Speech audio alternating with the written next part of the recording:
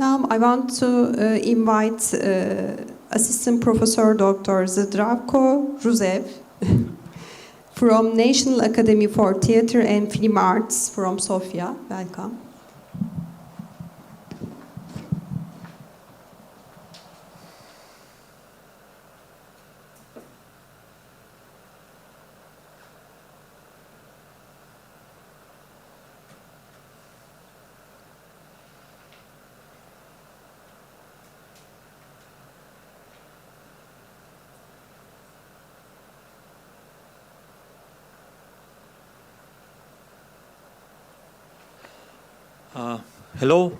Hello everybody. I would like to thank the organizers of the symposium to give me the opportunity to present my paper, Paradoxes of Modern Video Image as a Weapon of Mass Information and Disinformation.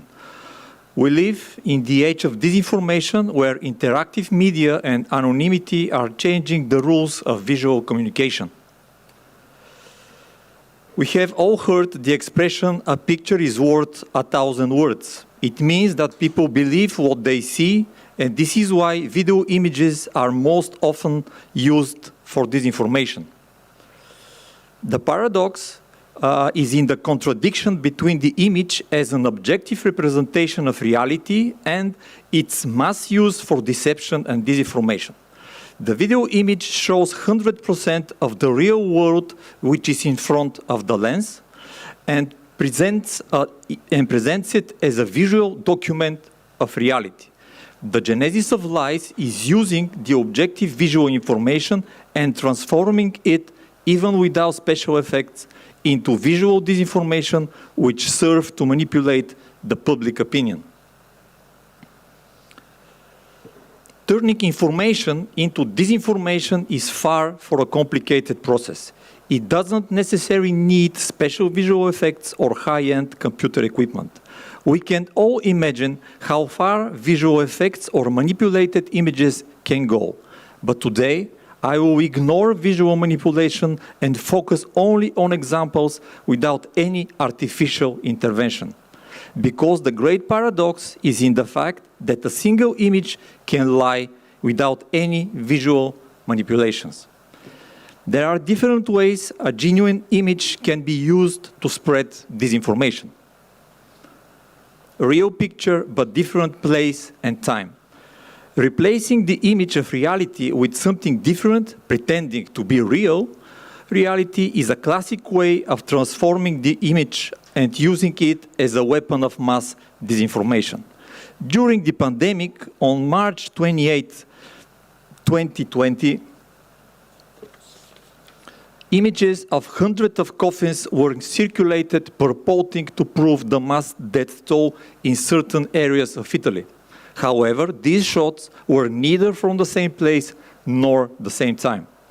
This image was actually taken 7 years before that, in 2013, when a migrant shipwreck carrying African migrants sank off the coast of Lampedusa.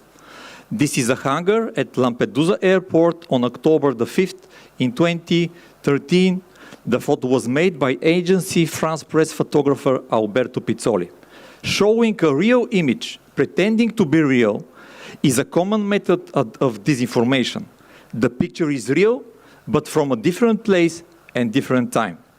The effect of these simple visual manipulations shows the potential of the images as a weapon of mass disinformation. The camera itself never lies, but people often misinterpret what they see and others manipulate what they show you. Real picture, same place, but different time.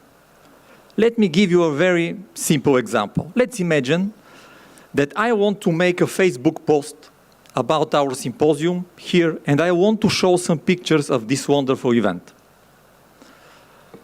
With many people in it, with all the national and international guests. Of course, it would be easy to take some still or video pictures of the hall full of people. But what if I want to manipulate the Facebook post? I can come early in the morning and take the same still or video pictures without any human presence in it and post them with comment there wasn't any participant at the symposium this year. The pictures would be showing the truth because there are no participants in the camera's frame. However, by changing the time when the images were taken, I can manipulate the public opinion without any visual effects or manipulation, only by changing the time of the taken pictures. Real pictures, same plane and same time. Let me show you an image of China flowers. You can say, no big deal, just nice flowers in China. But what if I add a second title? China flowers at Tiananmen Square. Once again, everything is fine, just nice flowers at Tiananmen Square. But what would happen when I add a special date? Tiananmen Square on the 5th of June, 1989. Now, you begin to understand that if the cameraman, instead of shooting this,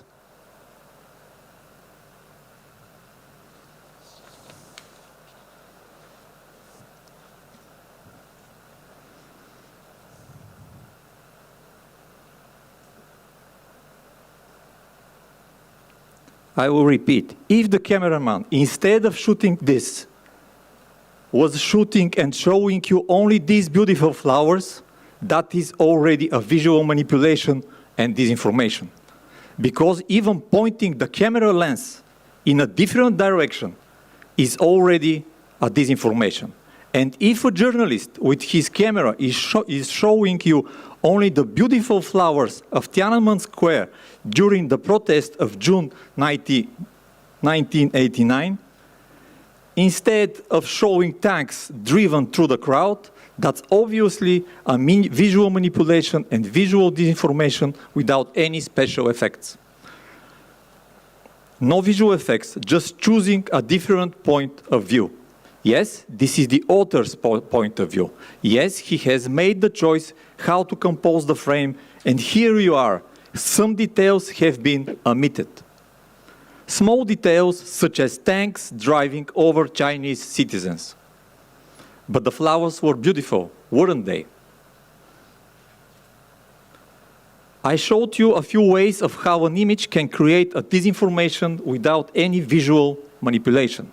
Real pictures, but different place and time. A real picture, same place but different time. And real picture, same place, same time, but different point of view.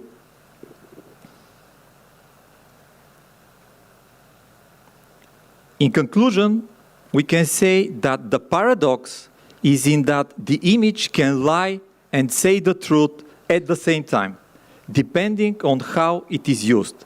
It depends on the context where we place our image. We can show the truth or a lie only by changing the date of image taken or the place of the image taken or by just turning our camera on the opposite direction of the real events which happens around us. It is simple, so simple. Thanks. The responsibility of television in the age of disinformation is changing in the context of the increased consumption of visual information and disinformation through social media. The place of television image is in this communication process is very important to guarantee the objectivity of presented video images. Television broadcast channels must take great responsibility to ensure the veracity of the content presented and lead the war against video disinformation using the objectivity of the video image devoid of any manipulative content. Thank you. Teşekkürler. If you have any questions.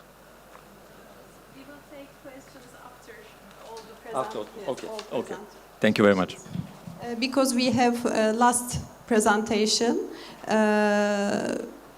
from Complutense University of Madrid, Maria Lucia Garcia Guardia.